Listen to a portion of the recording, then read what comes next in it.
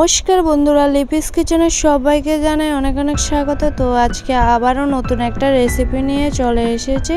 তো আমি বানাতে যাচ্ছি ডিম ভাজি অথবা ডিম অমলেট কিভাবে করতে হয় চলো দেখা যাক। তো প্রথমত এখানে আমি একটা পেঁয়াজ কেটে রেখেছি আর হাফ টুকরো গাজরের টুকরো নিয়েছি। তো দেব 2 থেকে 3টে কাঁচা লঙ্কা।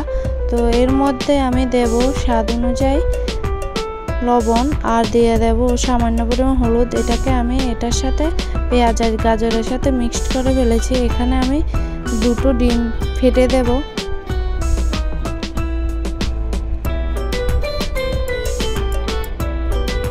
ফেটে আমি একটা ব্লেন্ডারের সাথে আমি এটাকে ভালো করে মিক্স করে নেব, ফাটিয়ে নেব ডিমটাকে।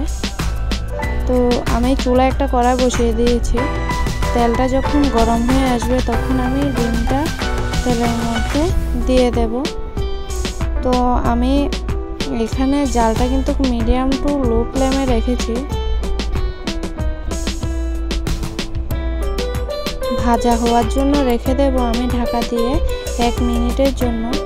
আঁচটা কিন্তু আমি মিডিয়াম টু লোয়ে রেখেছি, না হলে জালটা কিন্তু বাড়িয়ে দিলে তাহলে পুড়ে যাওয়ার সম্ভাবনা থাকতে পারে। তো আমি এটাকে একটা রোল সাইজ করে নেব এভাবে উল্টে।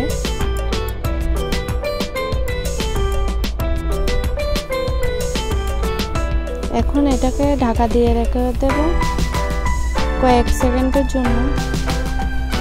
আর আবারও ভিতরে কাঁচা আছে, এই জন্য এটা সেদ্ধ হওয়ার জন্য।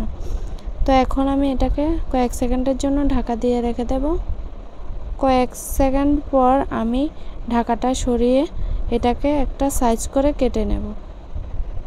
আমি এটাকে সাইজ করে কেটে নেব 2 টুকরো করে। তোমরা চাইলে এটাকে 4 টুকরো করতে পারো। তো এখানে আমি 2 টুকরো করে সাইজ করে কেটে নিচ্ছি একটা হাতার সাহায্যে। দেখো আমার ডিমটা কিন্তু ফুলকো ফুলকো হয়েছে। তো তোমাদের যদি আমার এই রেসিপিটা ভালো লাগে তাহলে আমার চ্যানেলটিকে লাইক এবং সাবস্ক্রাইব করতে একদম ভুলবে না। যারা আমার চ্যানেলে নতুন প্লিজ সাবস্ক্রাইব করবেন ভিডিওটা যদি আপনাদের ভালো লাগে।